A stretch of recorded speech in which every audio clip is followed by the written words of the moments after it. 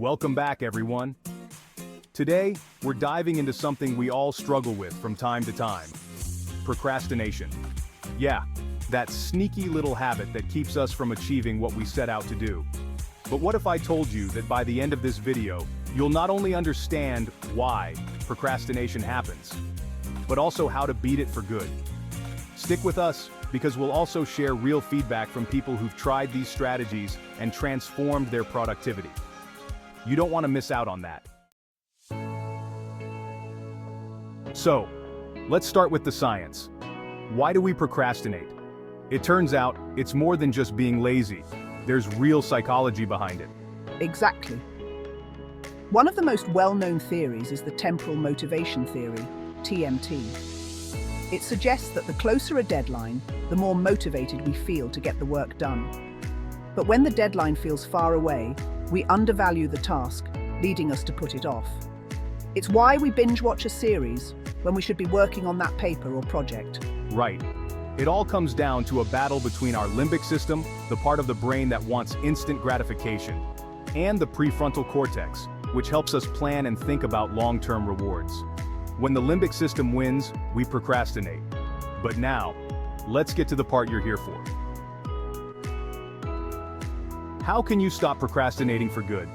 We'll break it down, step by step. First things first. Procrastination is often linked to our emotions, especially fear of failure or overwhelm. If the task seems too big or if you're worried about messing up, you're more likely to avoid it. That's true. A lot of people don't even realize that their procrastination is rooted in these feelings. But once you're aware of it, you can start taking action.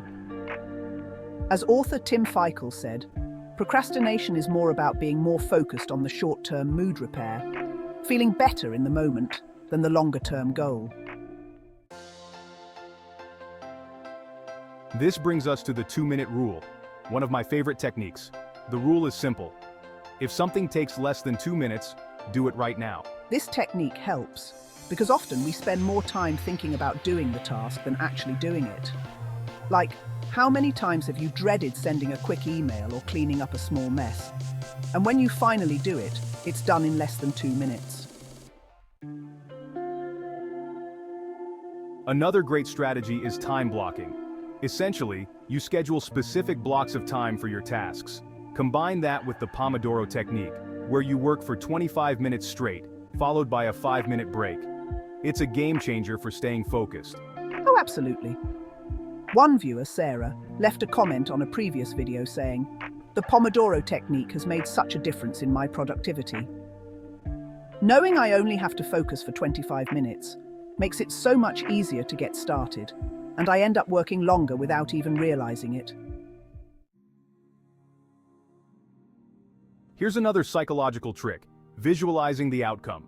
Instead of focusing on how hard the task is, imagine the relief and sense of accomplishment you'll feel when it's done. Yeah, it's like giving your brain a sneak peek of the reward. It boosts your motivation to push through the hard parts. Remember that feeling after you submit a big project or clean up your space? You can tap into that, you even start working. And finally, give yourself a little grace. Studies show that self-compassion can actually reduce procrastination. Instead of beating yourself up for procrastinating, accept that it happens and focus on what you can do next. Exactly. One of our viewers, Jake, shared his experience. "I used to be so hard on myself every time I procrastinated, and it just made me feel worse. But once I started practicing self-compassion, I found it easier to get back on track without guilt slowing me down." So there you have it, 6 proven strategies to beat procrastination forever. Let's do a quick recap. 1. Identify the emotional triggers behind your procrastination. 2. Break down big tasks into manageable pieces. 3. Use the 2-minute rule to tackle quick tasks immediately. 4. Try time blocking and the Pomodoro technique for focused work sessions. 5. Visualize the outcome to stay motivated. 6. Practice self-compassion when you slip up. And we'd love to hear from you. Have you tried any of these strategies? What's worked for you and what hasn't? Drop a comment below, and let's get the conversation going. Here are some viewer feedback. I started using the 2-minute rule after your last video, and it's been a game changer.